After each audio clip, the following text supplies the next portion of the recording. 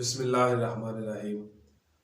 आज हम पढ़ रहे हैं जी फर्स्ट ईयर की फिजिक्स का 5th वाला चैप्टर सर्कुलर मोशन। उसमें हमारा टॉपिक है moment of inertia. Moment of inertia basically क्या है, अगर इसको हम डिफाइन करें तो moment of inertia is the product of mass and perpendicular square of the perpendicular distance from the pivot, या आप कह रहे हैं एक्सिस ऑफ रोटेशन, कि हमारे पास जो मोमेंट ऑफ इनर्शिया है वो किसके इक्वल है, product of mass and perpendicular distance r from the axis of rotation। Consider कर लें कोई भी बॉडी है जो कि आपके पास जिसका मैस m है और उसके और एक्सिस ये हमारे पास उसका एक्सिस ऑफ रोटेशन है, एक्सिस ऑफ रोटेशन से उसका डिस्टेंस r है। अब फर्ज करें हम इसके ऊपर फोर्स लगाते हैं, तो जब इसके ऊपर फोर्स लगाएंगे तो ये बॉडी जो है वो सर्कुलर पाथ में मूव करना शुरू कर देगी। हम कंसीडर करते हैं कि वो जो फोर्स हम लगा रहे हैं इस बॉडी के ऊपर वो न्यूटन सेकंड लॉ के according F is equal to ma के इक्वल है। ये हमारे पास इक्वेशन नंबर 1 आ गई। अब चूंकि ये फोर्स लगाने से ये सर्कुलर पाथ में मूव करना शुरू कर दिया इस बॉडी ने, तो इसका कोई ना कोई फिर एंगुलर एक्सेलरेशन भी होगा। क्योंकि हमें पता है कि जो एंगुलर एक्सेलरेशन है उसको हम ऐसे लिख सकते हैं और अल्फा। इसको आप इक्वेशन नंबर 2 कह लें। अब इक्वेशन नंबर 2 से अगर हम a की वैल्यू इक्वेशन नंबर 1 में यहां पे हम पुट कर दें तो हमारे पास जो इक्वेशन नंबर 1 है वो कुछ यूं बन जाएगी m और अल्फा। क्लियर? अब देखें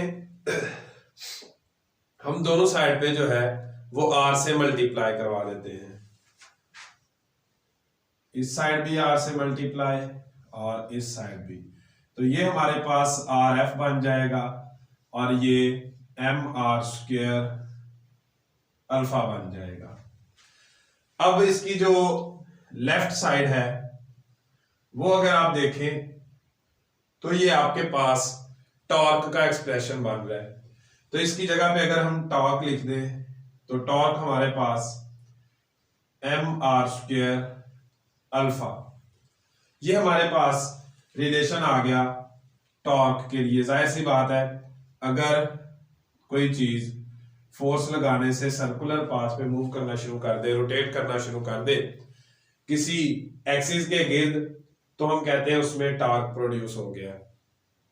अब इस रिलेशन के अंदर ये जो हमारे पास mr स्क्वायर आ रहा है इसी को हम बोलते हैं moment of inertia, mr square. ये हमारे पास मोमेंट ऑफ इनर्शिया आ गया mr स्क्वायर। अब ये जो मोमेंट ऑफ इनर्शिया है ये डिपेंड किस किस चीज पे कर रहा है। अगर आप इसका एक्सप्रेशन देखें तो इसमें हमारे पास दो चीजें आ रही हैं, m यानी mass of object, second one r जो कि डिस्टेंस है फ्रॉम पिवट, या आप इसको कह लें distance from the axis of rotation. ये हमारे पास मोमेंट ऑफ इनर्शिया आ गया फॉर अ सिंगल बॉडी। अब हम कैलकुलेट करना चाह रहे हैं moment of inertia of a rigid body. Consider कर लें हमारे पास ये कोई एक रिजिड बॉडी है जी, तो ये जो है हमारे पास आप कह लें उसका पिवट पॉइंट है या ओरिजिन कह लें, जिसको आप कंसीडर कर लें। अब इसमें हम डिफरेंट पैचेस ले लेते हैं, ये पैच 1, 3। तो ये इनका डिस्टेंस आ गया,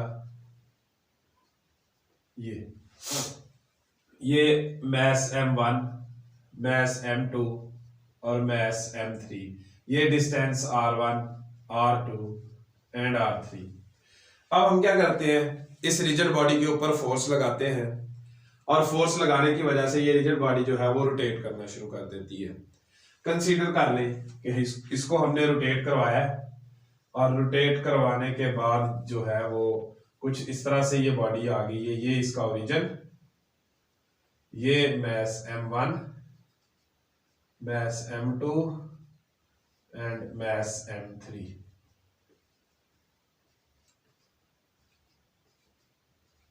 रोटेट करवाने से एग्जैक्ट वैसे बॉडी तो नहीं बनी, लेकिन क्लियर हो रहा है कि इसको हमने रोटेट करवाया है। आप देखें m1, m2 और m3 की जो पोजीशन है वो हमारे पास रोटेट हो गई है। अब लास्ट जो हमने अभी थोड़ी देर पहले टॉर्क का जो है वो रिलेशन डिराइव किया था, उसी रिलेशन से अगर m1 का मैं रिलेशन डिराइव करूं तो मेरे पास τ1 is equal to m1 r1 का स्क्वायर और अल्फा 1, एंड मैं जब m2 का रिलेशन डिराइव करूंगा तो मेरे पास τ2 is equal to m2 r2 का स्क्वायर अल्फा 2। सिमिलरली τ3 के लिए m3 r3 का स्क्वायर अल्फा 3, और अप टू सो ऑन इसको हम τn तक ले जाते हैं क्योंकि ये रिजिड बॉडी है, तो नंबर ऑफ पैचेस आप इसमें ले लें तो ये आपके पास mn rn का स्क्वायर अल्फा n।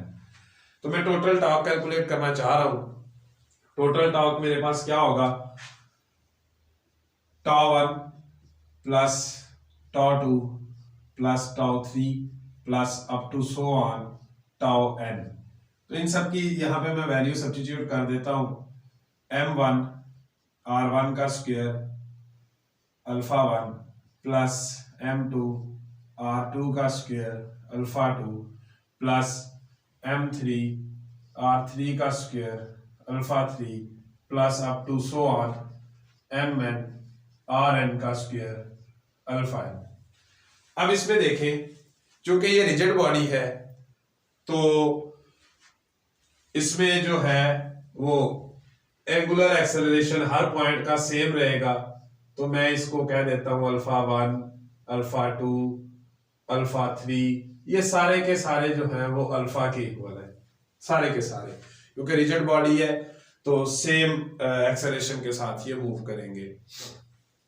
तो जब हम ये कंडीशन लगाते हैं तो मेरे पास m1 r1 का स्क्वायर, m2 r2 का स्क्वायर, m3 r3 का square up to so on mn rn का स्क्वायर इनटू अल्फा।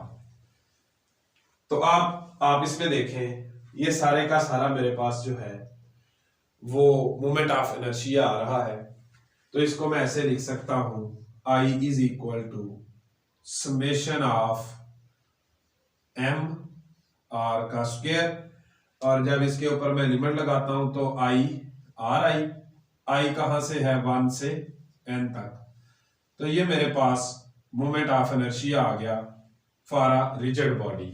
अब चूंकि हमें पता है रिजिड बॉडी में हम डिफरेंट पैचेस ले रहे हैं, तो आप I की वैल्यू चेंज करते जाएं, तो इधर से देखें m1 r1 आ जाएगा, फिर m2 r2 आ जाएगा, m3 r3 आ जाएगा, और इसी तरह से जितने भी आप नंबर ऑफ पैचेस लोगे वो सारे का सारा इसमें कंसीडर हो जाएगा। और ये समेशन जो है ये सम के लिए इस्तेमाल हो रहा है, आप देखें यहाँ पे ये सम हो रहे हैं, तो ये हमारे पास रिलेशन आ गया moment of inertia for a rigid body. यहाँ तक आज का हमारा टॉपिक था। इस टॉपिक से रिलेटेड आप लोगों का कोई क्वेश्चन हो तो आप लोग पूछ सकते हैं।